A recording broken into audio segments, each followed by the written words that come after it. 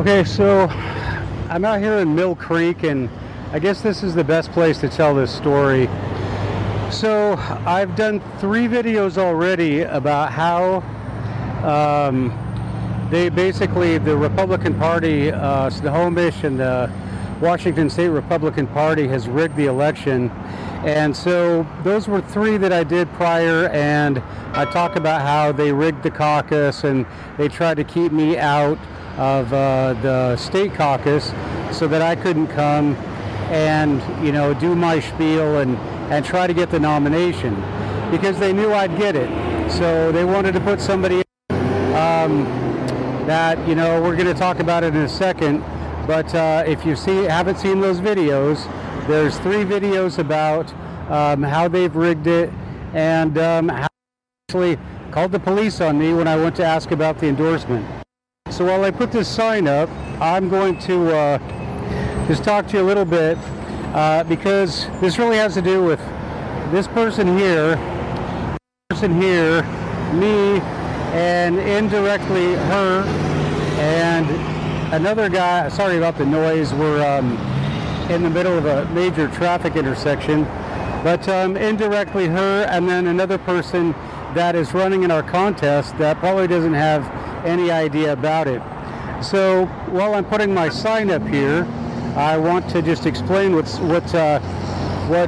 this guy told me about him and this guy at the state caucus. So if you've seen my video,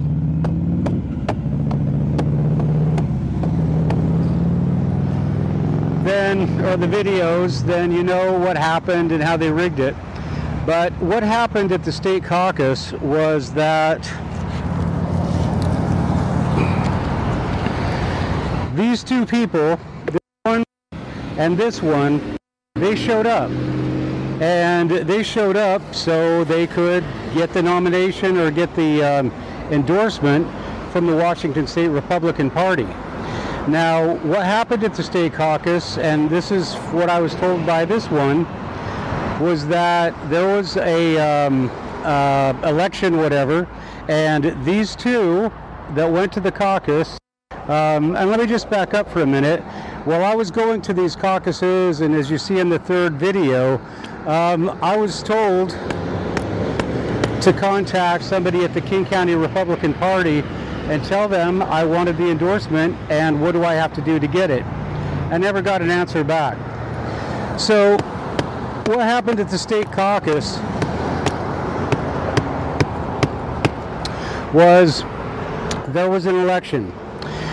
He got 86% of the vote and he got 14. And what they told them was, if you don't win here, you can't run for Congress. You can't run in this contest. So technically this guy, and he signed a document that said he wasn't going to run. He agreed not to run. He got 14% and he's running anyway. And if you watch the, you know, full movie, you'll see that he goes around putting his signs in front of mine, and, you know, it's just an act of desperation. But that's what happened at the state caucus. So when I went around, as you see in the other videos, nobody told me this. Nobody told me exactly what the deal was with the nomination. The only thing I got was the police called on me out in Everett trying to get the endorsement from the Snohomish Republican Party.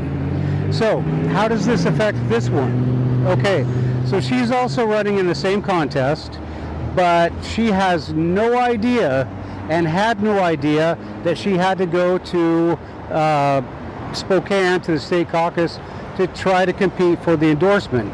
So her and another guy who I don't see his signs anywhere, they were just basically put out like I was. This basically, it was rigged for this guy who unfortunately has no chance of winning, and the only thing he's got is the endorsement from the Washington Republican Party, which basically with $25 or $5, I guess today, might get you a cup of coffee. So that's the final thing about the endorsement and the series of videos that I've done. And that's a big dump truck.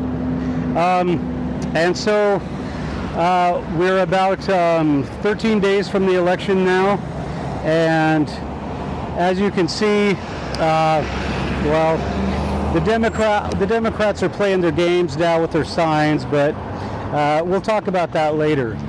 So I'm just going to put my sign here.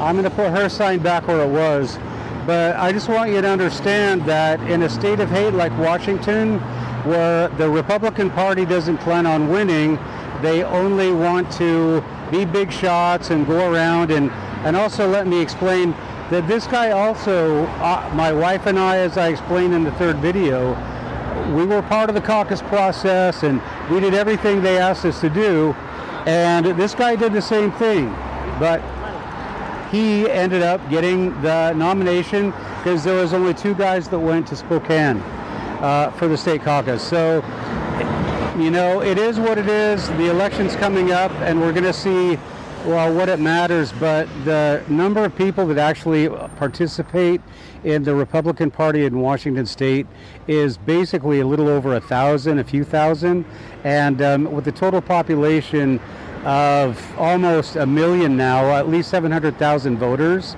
then these, you know, what happened in Spokane with these guys, it's really not going to matter that much.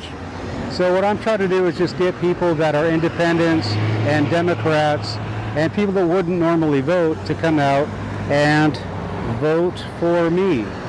So it's unfortunate for people like her, but she had no idea what was going on, and I'm sure that if unless she finds out from somebody else or she watches my movie, then she's just going to find out the hard way. So that's rigged. That's rigged in Washington State. That's rigged in the state of hate, and that's how it is. So in 13 days, we're going to find out what the results are, and we'll see which one of us, me, not an endorsement, and agreed not to run, and an endorsement from the Washington Republican Party, and no endorsement, and no idea about the endorsement, which one is actually going to prevail. So we'll see how it goes. My name is Matthew Heines. I'm a veteran. I'm a veteran of the 82nd Airborne. I took the oath, and I'm here to defend my state.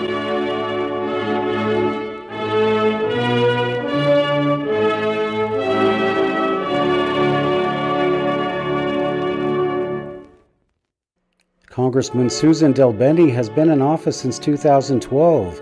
Using her substantial financial resources, thanks to Microsoft, and her $84 million fortune, she has been able to continually maintain an office where people still have little idea what she's done. Well, she's learned to dance around, and she's learned to do all the political maneuvers you have to do to keep getting reelected.